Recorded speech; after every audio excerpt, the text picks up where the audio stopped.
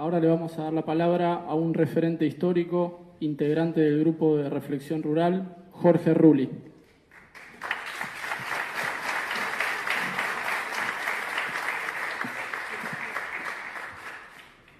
Bueno, gracias. Buenas tardes a todos.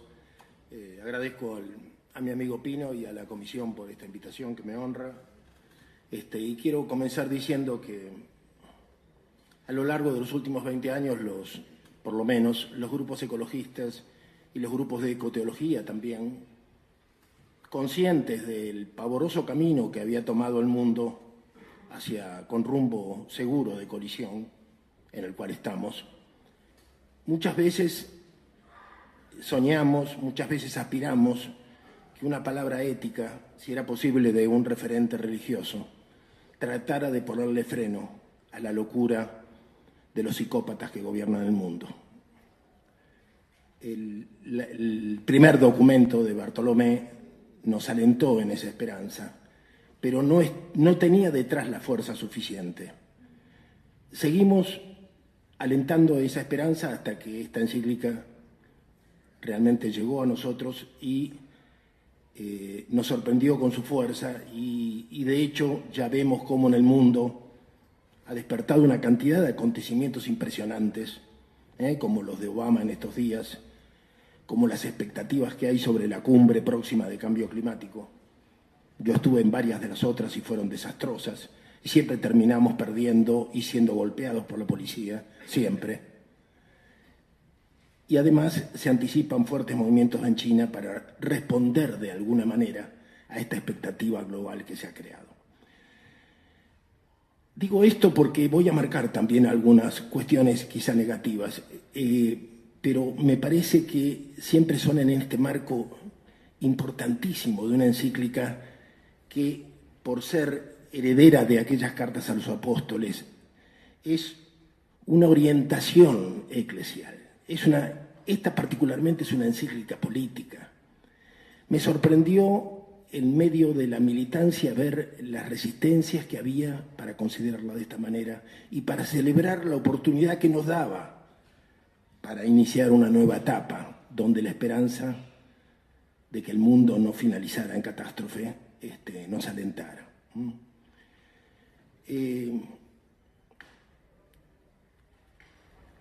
Este tema,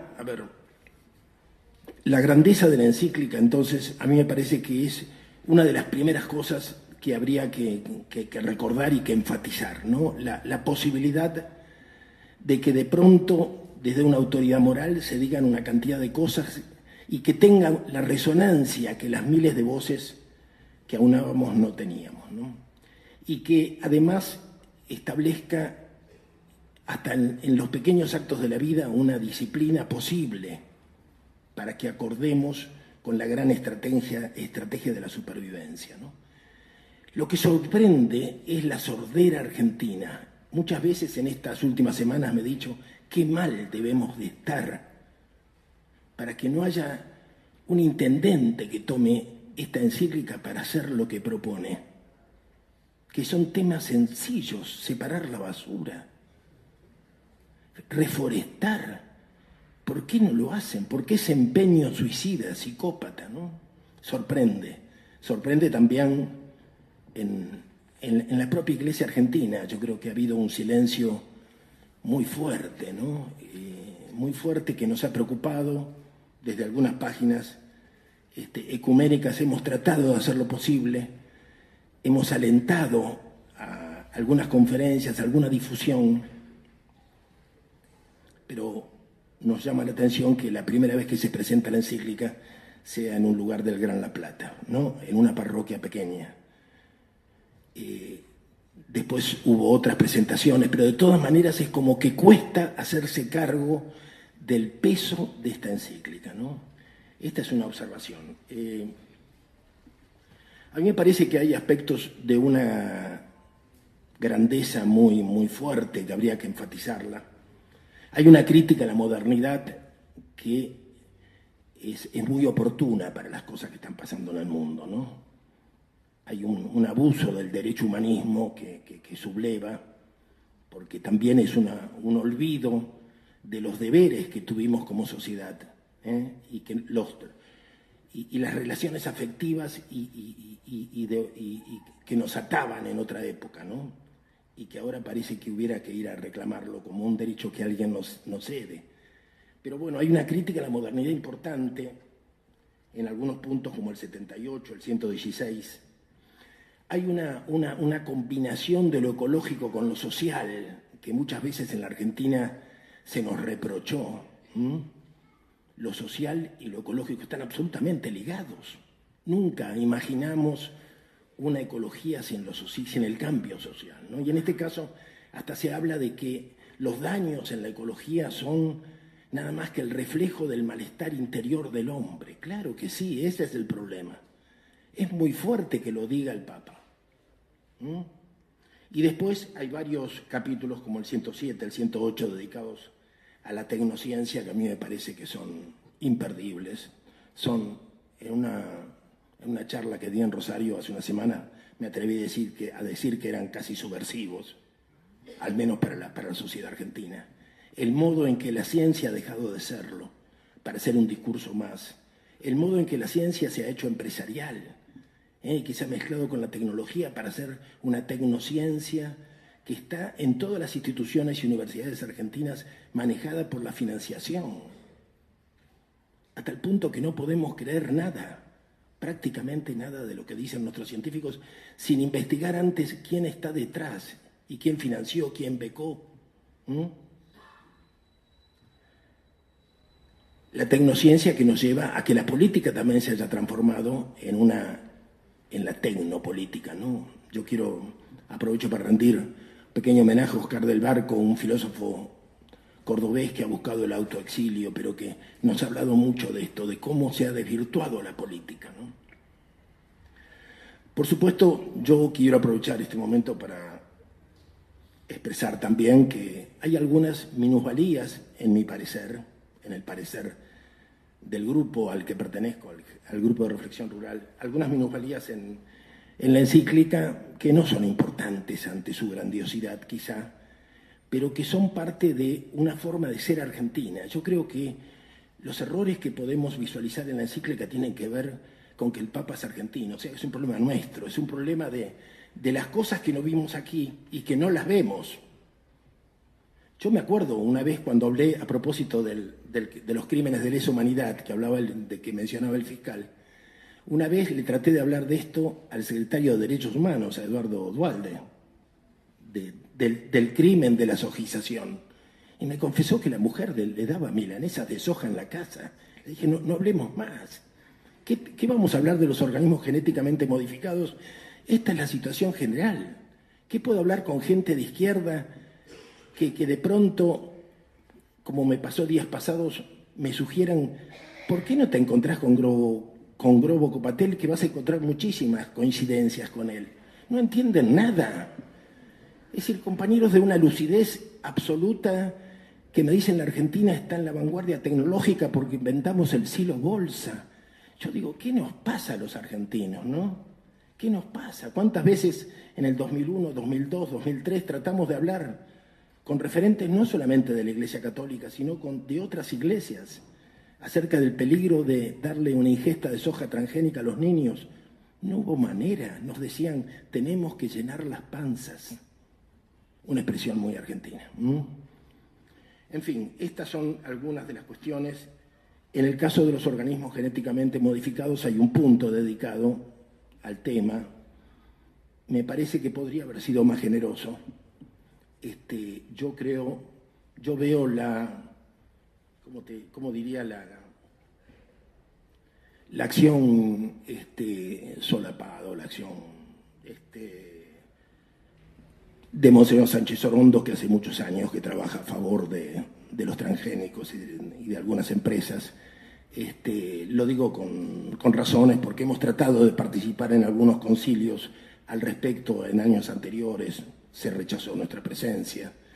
Lo mismo pasó en Campana, Zárate, cuando se hizo un encuentro también convocado desde el Vaticano hace algunos años a favor de las plantas transgénicas, que nos ocupamos de que de que no pudiera realizarse con éxito, digamos así. Logramos que el obispo retirara, el obispo de Campana Zárate retirara el respaldo a ese encuentro en un hotel de Campana. En fin, hemos tratado de hacer lo posible, pero siempre reclamando un debate en paralelo a las acciones, reclamando un debate que hasta ahora no hemos tenido. Me parece, por ejemplo, hay aspectos donde la encíclica reconoce la tragedia de la agricultura a escala y el hambre de los pueblos. Evidentemente, esta es una gran preocupación, pero es un interrogante que tenemos. La solución que ofrece son los organismos internacionales. Me parece que ahí entramos en un terreno difícil, ¿no?, que exigiría mucha reflexión y mucho debate entre nosotros, porque los que dirigen FAO son los hombres de Lula, ¿no? Y esto implica que FAO está en manos del progresismo. O sea, y el progresismo es una variable de la globalización en muchos de nuestros países. Y esto que estoy diciendo es muy fuerte porque para mí, por lo menos, el progresismo es el correlato del modelo extractivo contra el cual luchamos nosotros. O sea, el modelo extractivo, megaminero y de sojización compulsiva tiene un correlato que no es la derecha, es una cierta izquierda, ¿eh? Y lo que me parece que en la práctica política nuestro Papa ha optado por una cierta periferia del progresismo, que yo leyendo la encíclica veo en el punto 48 y 49, donde opta por la exclusión, ¿no? Me parece que es como que ahí se abre un interrogante, ¿no? Quizá, evidentemente que tiene mucha validez la postura de optar por los excluidos. Lo que pasa es que en nuestros países latinoamericanos, los excluidos, los agricultores familiares, los campesinos de Santiago del Estero, los cartoneros, son todos parte de este modelo. Son los que lo legitiman, esto es lo peor. Son los que legitiman el modelo instalado y en las elecciones, ahora que hay un clima preelectoral, están optando abiertamente, como en el caso de ayer de Jujuy, están optando abiertamente por las peores opciones, así abiertamente, quitándose la careta. Entonces es todo un tema ¿dónde está la alternativa, no? Es decir, ¿con quién juega el Papa? Me dicen, pero ¿dónde hay otra masa crítica? No sé. Algunos capítulos de la encíclica tienen el espíritu del peronismo de años anteriores, es evidente. En muchas de las prácticas del Papa también hay una práctica, evidentemente, que tiene que ver con un modo de conducir la política que hemos vivido en la Argentina y que aprendió en la Argentina seguramente. El tema, uno se pregunta, ¿estará tratando de desbordar al progresismo? ¿Será que no lo ve como lo vemos nosotros? No tuvimos la oportunidad de hablarlo. En estas famosas reuniones de organizaciones populares, por lo menos en la anterior intentamos estábamos en Roma, no se nos permitió participar. Es muy extraño. O sea, como que no es el antimodelo lo que atrae a estas políticas, sino la periferia del modelo. Bueno, es un interrogante, queda aquí. Yo creo que los debates van a ser inevitables en algún momento. De todas maneras, lo que se está gestando frente al progresismo no es fácil de generar, pero estamos avanzando en todos los países de América Latina, creando una opción que vuelva a retomar el concepto de revolución, que hoy la izquierda lo ha perdido. Fíjense que uno de los pocos hombres que habla de la revolución en la Argentina es Grobo Copatel, y habla de la revolución del poder del conocimiento y de la revolución verde y de la revolución del conocimiento. ¿De qué está hablando? Es decir, en realidad tenemos que recuperar una serie de cuestiones que hemos perdido, de místicas que hemos perdido, y bueno, en este sentido yo reitero, más allá de las diferencias que tengamos con algunos procedimientos de la Iglesia, incluyo también fundamentalmente la doctrina de la coexistencia, que fue producto de las mesas de diálogo a las cuales nosotros criticamos con toda nuestra capacidad, también desde páginas católicas y ecuménicas, porque no estuvimos de acuerdo con eso, con que haya coexistencia entre los dos modelos. Y esto tiene que ver con la FAO, y tiene que ver con los desvaríos de la vía campesina a nivel internacional. Pero yo quería terminar con una frase del Último Llamado. Es un documento estremecedor que, en el espíritu de la encíclica del Papa Francisco, han emitido una cantidad de intelectuales europeos. Y dice, con esperanzas, dice: el siglo XXI será el siglo más decisivo de la historia de la humanidad. Supondrá una gran prueba para todas las culturas y sociedades y para la especie en su conjunto. Una prueba donde se dirimirá nuestra continuidad en la Tierra y la posibilidad de llamar humana a la vida que seamos capaces de organizar después. Tenemos ante nosotros el reto de una transformación de calibre análogo al de los grandes acontecimientos históricos como la Revolución Neolítica o la Revolución Industrial. Atención, la ventana de oportunidad se está cerrando, dicen. Es cierto que hay muchos movimientos de resistencia alrededor del mundo en pro de la justicia ambiental, pero lo sumo, tenemos un lustro para sentar un debate amplio y transversal sobre los límites del crecimiento y para construir democráticamente alternativas ecológicas y energéticas que sean a la vez rigurosas y viables. Deberíamos ser capaces de ganar grandes mayorías para un cambio de modelo económico, energético, social y cultural. Además de combatir las injusticias originadas por el ejercicio de la dominación y la acumulación de riqueza, hablamos de un modelo que asuma la realidad, haga las paces con la naturaleza y posibilite la vida buena dentro de los límites ecológicos de la Tierra. Una civilización se acaba y hemos de construir otra nueva.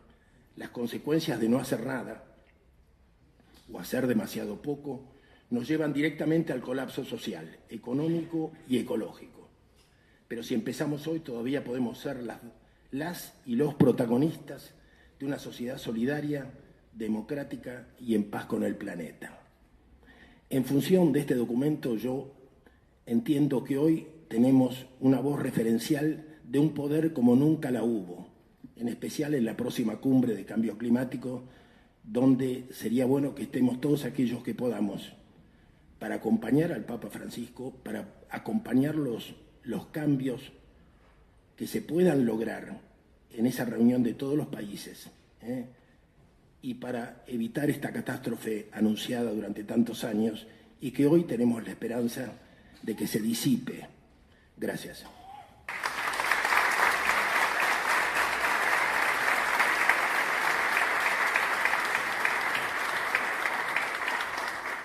Conscientes del pavoroso camino que había tomado el mundo con rumbo seguro de colisión, en el cual estamos, muchas veces soñamos, muchas veces aspiramos que una palabra ética, si era posible de un referente religioso, tratara de ponerle freno a la locura de los psicópatas que gobiernan el mundo. El primer documento de Bartolomé nos alentó en esa esperanza, pero no tenía detrás la fuerza suficiente. Y además se anticipan fuertes movimientos en China para responder de alguna manera a esta expectativa global que se ha creado. Digo esto porque voy a marcar también algunas cuestiones quizá negativas, pero me parece que siempre son en este marco importantísimo de una encíclica que, por ser heredera de aquellas cartas a los apóstoles, es una orientación eclesial. Esta particularmente es una encíclica política.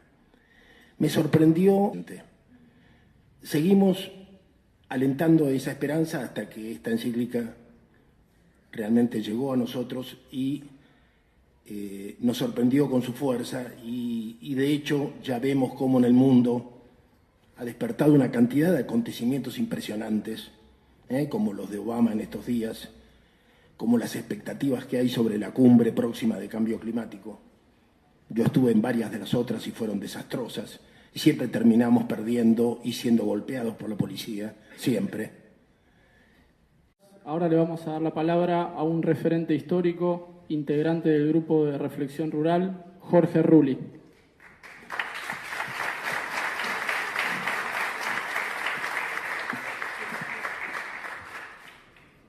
gracias. Buenas tardes a todos.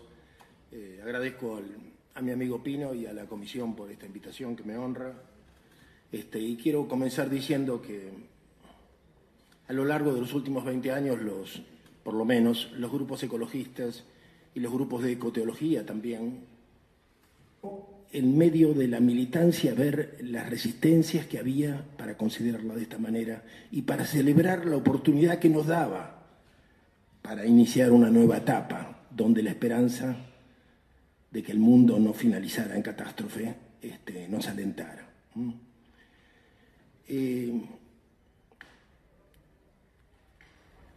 Este tema, la grandeza de la encíclica, entonces, a mí me parece que es una de las primeras cosas que habría que